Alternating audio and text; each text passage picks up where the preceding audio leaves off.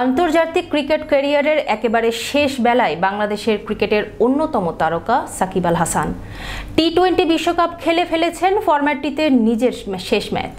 ভারতের কানপুরে খেলা টেস্টও তার শেষ খেলা হওয়ার সম্ভাবনা রয়েছে, কারণ দক্ষিণ আফ্রিকার বিপক্ষে অক্টোবরের দেশের মাটিতে শেষ টেস্ট খেলতে চাইলেও সেটি অনেক জটিলতায় আবদ্ধ। তবে টেস্টে সাকিবের সাথে বিরাট কোহলির এটা শেষ দেখা, এটা নিশ্চিত। কানপুর টেস্ট শেষে টাইগার অলরাউন্ডারকে স্মরণীয় মুহূর্ত উপহার দিয়েছেন কোহলি। ম্যাচ শেষে পুরস্কার বিতরণী অনুষ্ঠানের জন্য দুই দলের ক্রিকেটারদের জটলা পাকিয়ে দাঁড়ান বাউন্ডারি লাইনের কাছে। তখনও ব্যাট হাতে ছুটছেন কোহলি। পরে দেখা যায় সেটি তিনি এনেছেন সাকিবের জন্য। পরে নিজের ব্যাটটি বিদায়ী স্মারক হিসাবে সাকিবের হাতে তুলে দেন।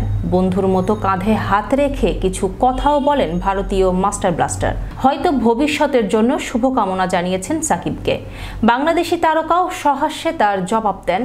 গতকাল কানপুরের গ্রিন পার্ক স্টেডিয়ামে বাংলাদেশকে 7 উইকেটে হারিয়ে 2-0 ব্যবধানে টেস্ট সিরিজ জিতেছে স্বাগতিক ভারত, যেখানে ব্যাট হাতে বাংলাদেশ দল মাত্র 95 রানের লক্ষ্য দিয়েছিল।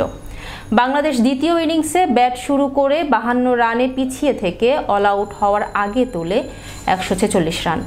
ফলে আগ্রাসী ব্যাটিংয়ে মাত্র 17.2 ওভারে পেরিয়ে যায় 95 রানের মামুলি লক্ষ্যে ভারত।